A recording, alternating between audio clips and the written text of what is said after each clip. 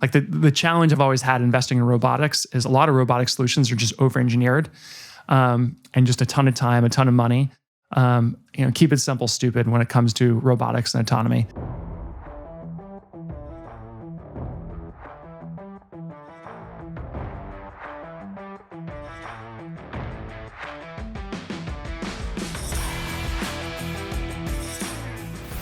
This is Dan Magy, CEO and co-founder of Firestorm, and you are joining us on the Drone Wars podcast, where we talk about all things autonomous.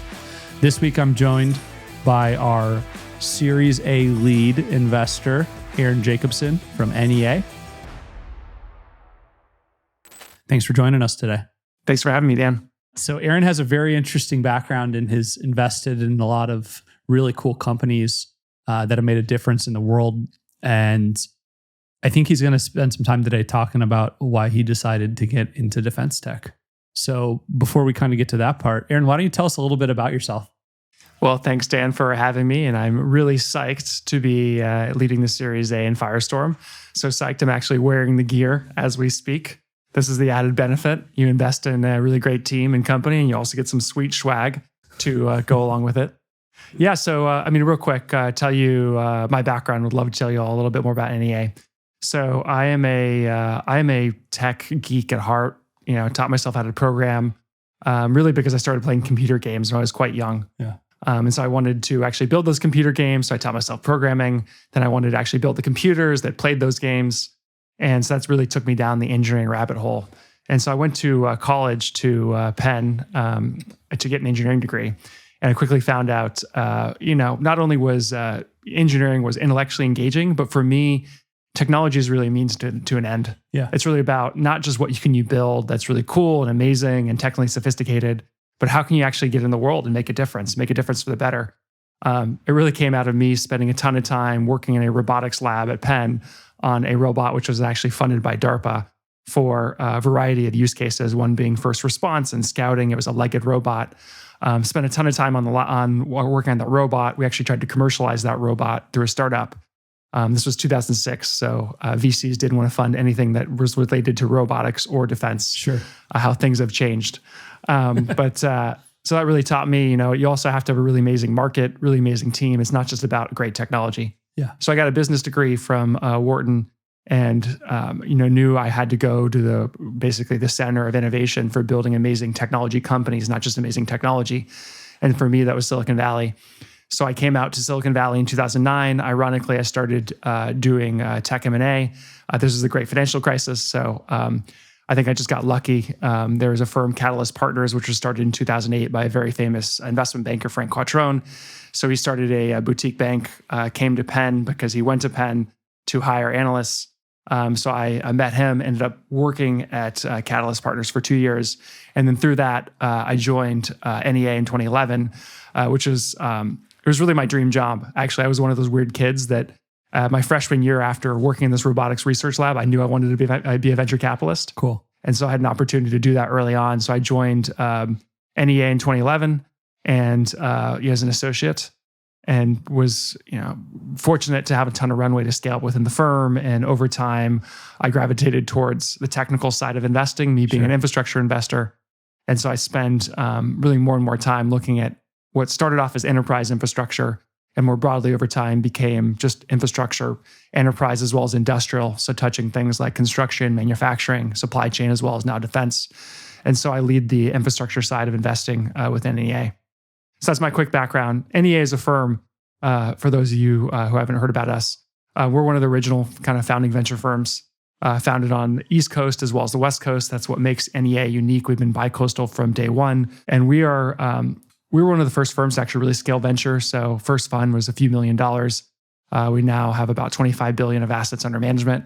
And the reason we scaled up our funds is because we really want to back founders who want to go build generational companies. And so to do that, that takes a lot of capital. So we have 2 funds right now. We're on NE18 and reinvest those across stage, sector, and geography. So the early fund is looking for kind of seed through Series B investments. The growth fund is everything beyond that. And we're sector agnostic. And so, my partners and I, we're doing everything from enterprise to consumer to healthcare technology. And we've been fortunate to back a lot of really successful founders over time on the tech side, early investors in companies like Salesforce, Workday, Cloudflare, Databricks is one I've been fortunate to work with early on. And we have a whole healthcare side of the firm too. So that really covers myself and the firm there. Yeah. It's a very interesting background. I like the fact that you went from like a doer in a lab in college to, almost like finding the best doers. Yeah. Right? Well, to be fair, those who can't do invest, I like to say. Yeah. So I knew I wasn't going to be the world's best engineer, but I had a knack, I think, for spotting interesting technologies and thinking commercially about them and what it takes to actually bring those into the real world. I got to ask you a really important question. Yeah. So what were some of your favorite video games growing up? Oh, well, it depends on the age. Funny story, actually. One of the earliest games I played was Think Quick and all the Reading Rabbit games, which actually were created by one of the original learning gaming companies called the Learning Company, educational gaming companies, which was actually funded by NEA, was one of the earliest investors. So talking about investing in companies that change the world. Had NEA, not decided to fund and help build that company, which I think went public in the 90s, I may not be sitting here today. So it was a lot of the early kind of Reading Rabbit games. Then later on, it was a mixture of Warcraft, obviously StarCraft, Counter-Strike. There we go. Half-Life. There we go. All the first-person shooters. And I wandered down the world of MMOs. Okay. So I played a lot of EverQuest, played an Ogre Warrior. Tells you about my personality right there. Also did a little bit of World of Warcraft, but I was EverQuest 2. That's really, and then later on, man, if I had to think about it, Civilization probably is where I spent the most hours, just because a game of Civilization, you'd be like, I'd start off, be like one more hour, and then be 5, 6 in the morning, and be like time to actually get ready for school. I'd be like, what just happened? ton of time playing in Civilization. Yeah. Maybe we'll see Firestorm in a future Civilization game in terms of one of the units that you got to move around the battlefield. Yeah, I mean, I was going to ask you, like, let's talk about StarCraft for a minute there, right? What were you going? Were you going Protoss, Zerg? Terran? I liked a mixture. I liked the Zerg. Actually, that's why there are many reasons to invest in Firestorm, but when we were doing our due diligence, one of the folks we talked about this being the forward deploy Zergling rush strategy. Speed kills, baby.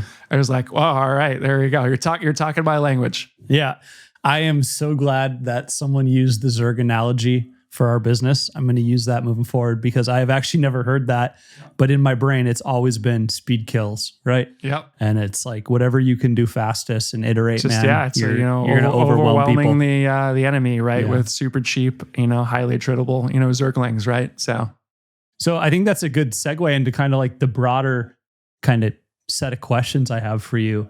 Talk to me about how with your, infrastructure investing background, right? And again, it's like you said, it's like the whole stack. It's the physical and the non-physical. Where do you think like autonomous systems and semi-autonomous systems fit in today? Yeah, I think it's really early days. But I think there's been a huge technological unlock thanks to pretty amazing advancements in machine vision as well as now AI. So it's quite early days. But I think you can see, I see where it's all going to go just by walking around San Francisco. The fact that you have autonomous vehicles and Waymo driving around, which are far safer and I think far better to ride than the alternative. Just imagine autonomy is going to start to penetrate into, beyond just taxis, into consumer vehicles. We're going to start to see it, I think, in planes, trains, buses, automobiles, everything, right? So it's super early days. But it's a pretty critical technology just because of how powerful autonomy actually is in terms of safety, in terms of being able to make quicker decisions, as well as for a lot of the things related to industry, manufacturing. It's not really it's not labor shortages, or it's not replacing labor that is the problem. It's the fact that you can't find labor in the first place. And so autonomy, AI, whether it's manufacturing, construction, supply chain, it's really about augmenting the current folks you have in the field, which I think is actually a similar story in defense tech too. Right. There, it's like, how do you make the existing, how do you make your existing forces on the field more powerful, keep them safer, using technology. It's the same thing when it comes to how do you deploy robots in a manufacturing line to make somebody be able to manufacture 10 times the amount of widgets.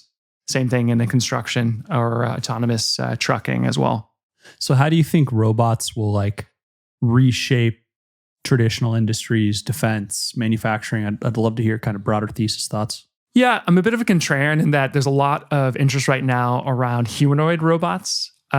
Being a kind of roboticist researcher, I'm a big believer in like robots are very good at specialized applications.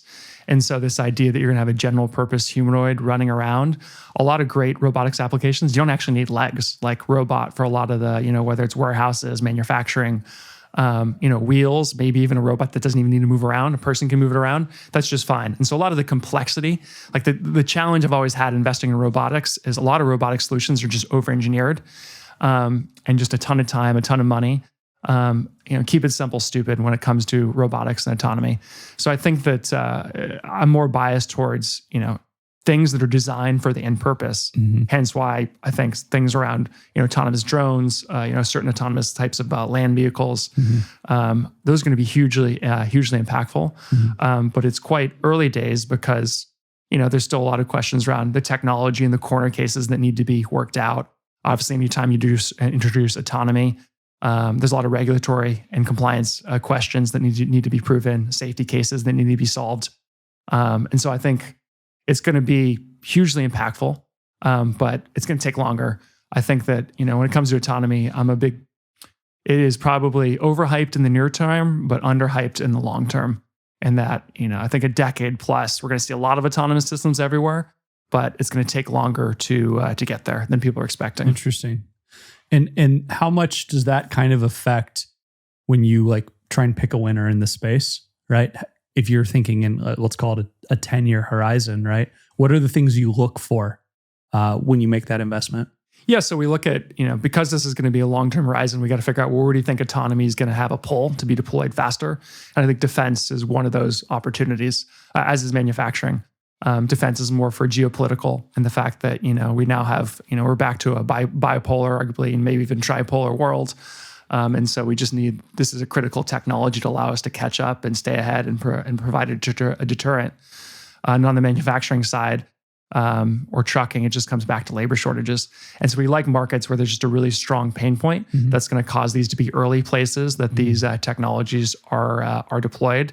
We also like things where there's a lot less corner cases. And so in manufacturing, construction, it's a contained environment. So there's a lot less engineering you have to do around solving those corner cases. So the idea that, you can actually automate 90, 95, 98% and still have a product that works. Yeah. The economics work out much better. It's also, I think, autonomy with drones is a great area because they're just flying around. There's a lot less stuff to run into than trying to have a humanoid or autonomous vehicle navigate around on the ground. So I think that's another great kind of early use case for autonomy when it comes to navigation. So yeah, it's really finding the markets where we think there's a initial pull, and then beyond market, it's also the team, right? For me, being a roboticist, I think technology is only one thing, but you also got to have folks who can think commercially. I mean, it gets back to why I decided to go beyond just the technology and get into being an investor. Yeah. You got to think critically about, well, what is the ROI for the customer? What is the pain point for the customer? What are the economics? How are we going to build it? How are we going to scale it? Those are all these questions that also need to be answered. And so finding a team that's balanced, that's not only deeply technical, but also is quite thoughtful in terms of how they think about marketing, scaling, building a really highly profitable business behind it is also quite critical, because autonomy is super hard. Like, bits versus atoms, no question. There's far more bigger companies created in the world of bits than far more successes in the world of bits than atoms, because atoms are so hard. But when you are successful creating a company in atoms, it's everlasting, right? Yeah. All the primes out there, they touch systems. Those are huge companies worth, tens of billions of dollars. Tesla, great example. It's like when you mirror really great hardware with really amazing software, that is an everlasting company. I mean, Apple, like one of the most valuable companies in the world. And so you got to find a team that really understands the kind of hardware, software, plus building a really great business beyond that. And if you do, I think you can build a huge generational company. Right. So was that kind of the thesis you took to the broader NEA partnership and said, this is why I want to start looking at maybe not just dual use, but defense first companies? Yeah, I think I would say autonomy was part of it. But when we're investing, we always ask, you got team, timing, technology, traction. and obviously terms A lot of twos there. what we're investing at, five or six T's. And I think I probably missed one out. Actually, TAM should also be in there as well. So when we think about it, there's a few things. One, the TAM is huge when it comes to defense, as well as dual use technologies, but at least in terms of defense, federal, it's always been really hard to access. And so the questions we always ask ourselves when it comes to selling to the government or defense sector is why now? And I think that's a very obvious answer if you just look at the state of the world. Like the world has become a lot more uncertain and a lot scarier place than it was for the 2000s, the 90s. I mean, the internet revolution, the mobile revolution, the cloud revolution.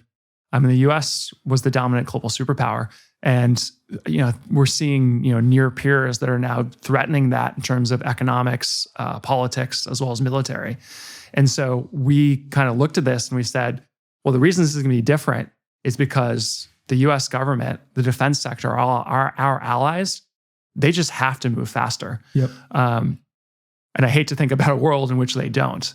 And so we think there's going to be a huge demand shift in terms of their desire to buy and purchase critical technologies, which are important to keeping the U.S. and our allies in the West as the dominant global superpowers. Yep. So that covers the timing. But not only is there demand, which we think is going to change, but there's also a huge supply opportunity because the cost of a lot of this technology is coming down. Because a lot of the intelligence is now basically software. Yep. You can now take things that are off the shelf or mass manufactured, take things that are consumer electronics and bring those into the world of defense. And so this kind of combination of there being a huge now demand has grown, the cost is coming way down. Yep. We see this as a venture-like opportunity. Historically, it's been hard to build big defense companies, but when you have a huge demand, you've got economics that start to look more like systems companies. High gross margin, you can produce a lot of it quickly. Yep. That starts to look pretty lucrative from a business perspective, plus pretty impactful from a mission perspective. Yep. And so that is really the pitch I took to my partners. The world's changed. The timing is now. There's an opportunity to build big companies. You have some successes already in Palantir and Anduril. But beyond that, this is also just super important for the world and what I believe.